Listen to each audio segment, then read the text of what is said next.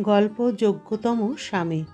মৌলি বাপের বাড়িতে বেড়াতে এসেছে, কিন্তু এসে থেকে ওর মুডটা অফ হয়ে আছে। বিয়ের পর ওর চতুর্থবার আসা। মৌলির বিয়ে হয়েছে 4 মাস হলো। নিজের বাড়িতে এসেও আগের মতো আনন্দ অনুভব করতে পারছে না। কেমন যেন সব কিছু শূন্য, ফাঁকা মনে হচ্ছে। সারাক্ষণ গুমড়ে উঠছে ওর বুকের ভেতরটা। অবশ্য এর কারণটাও জানে। ওর বর ওর সাথে নেই। কৃষাণু সকালে অফিসে যাওয়ার পথে আগে ওকে এখানে নামিয়ে গেছে, রাতেই আবার নিয়ে যাবে। কৃষাণুকে ওর বাপের বাড়ির মানুষ আপন করে নিতে পারেনি।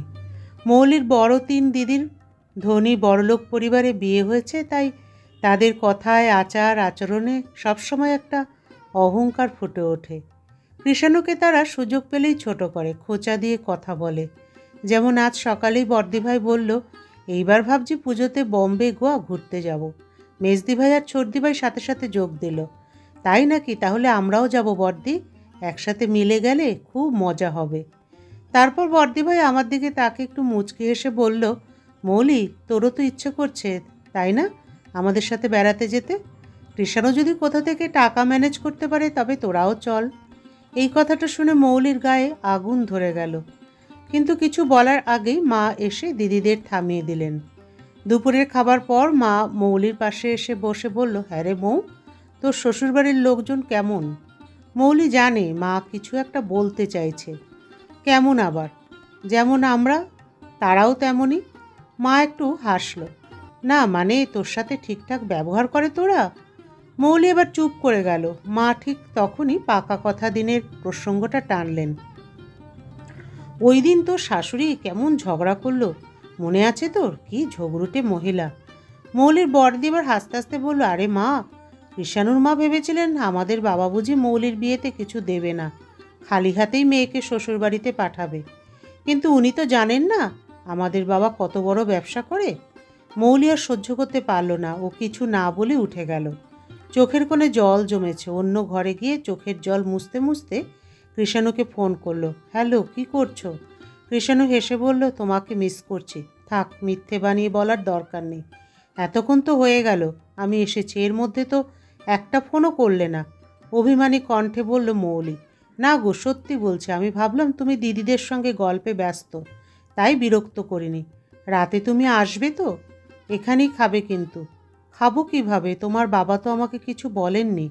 মৌলি থেমে গেল। সত্যিই তো তার বাবা কৃষাণুকে নিমন্ত্রণ করেনি, অথচ তার 3 দিদির বরকে 2-3 বার ফোন করে খেতে আসতে বলেছে। আচ্ছা ঠিক আছে, তোমাকে খেতে হবে না, তাড়াতাড়ি এসে আমায় নিয়ে যেও।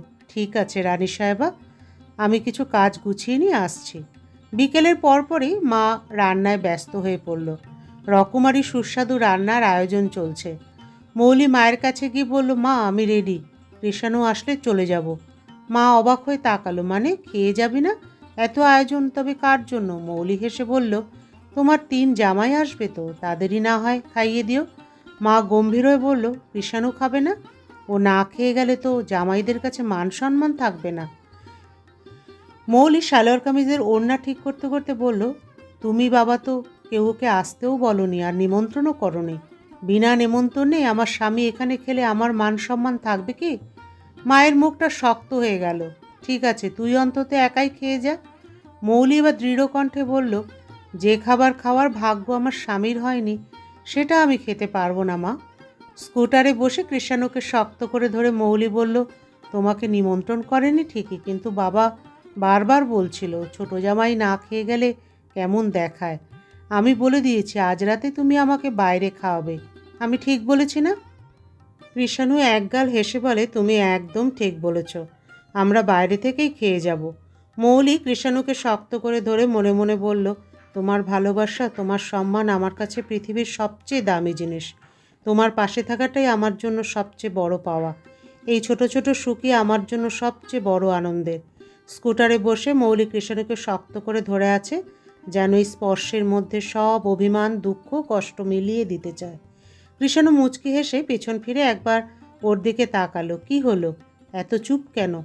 মৌলি মাথা নিচু করে বলল, আজও আমার বাপের বাড়ির লোকজনেরা তোমাকে ছোট করতে ছাড়ল না।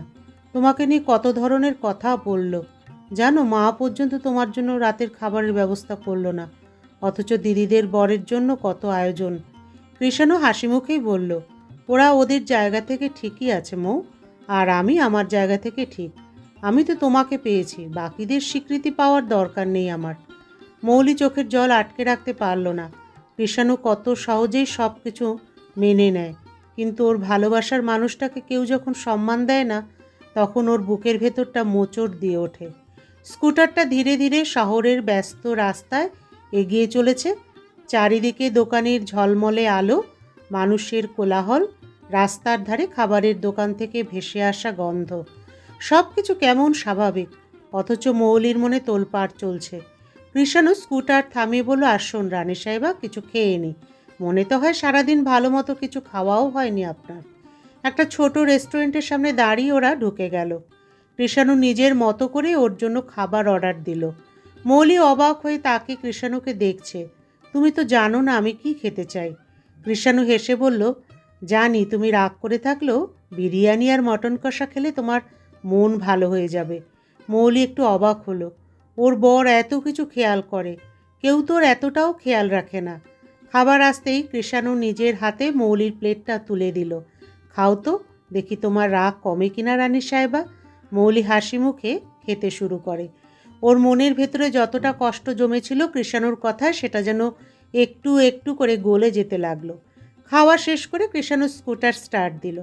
খুব ধীর গতিতে কৃষাণু গাড়ি চালাচ্ছে। রাতের বাতাসটা বেশ ঠান্ডা হয়ে এসেছে। কৃষাণুর কানের খুব কাছে মুখ এনে মৌলি বলে, তুমি আমাকে সত্যিই মিস করছিলে কৃষাণু? কৃষাণু এবার থেমে ওর দিকে তাকালো। জানো, তুমি না থাকলে আমার বাড়িতে ফিরতেই একদম ইচ্ছে হয় না। তুমি যখন বাপের বাড়ি যাও তখন আমার ঘরটা কেমন ফাঁকা ফাঁকা লাগে। তাই তুমি যখন বললে আমাকে নিয়ে যাও, আর দেরি করলাম না, তোমাকে আনতে চলে এলাম। মৌলির বুকটা আনন্দে ভরে ওঠে। কৃষাণুর চোখে ও সত্যিকারের ভালোবাসার প্রতিচ্ছবি দেখতে পেল। এই মানুষটাকে নিয়ে সবাই যাই বলুক, কৃষাণু ওর জীবনের সবচেয়ে দামি সম্পদ। ও আস্তে করে বলল, চলো এবার বাড়ি যাওয়া যাক। কৃষাণু হেসে ওর গালটা হালকা করে ছুঁয়ে দিল। মৌলি মনে মনে বলল, তুমিই আমার যোগ্যতম স্বামী, আমার ভালোবাসা। গল্পের সমাপ্তি এখানেই। বন্ধুরা, গল্পটি কেমন লাগলো অবশ্যই আমাকে বলবেন। আপনারা সকলে ভালো থাকুন এবং সুস্থ থাকুন। আবার দেখা হবে পরবর্তী আরেকটি গল্পের সাথে।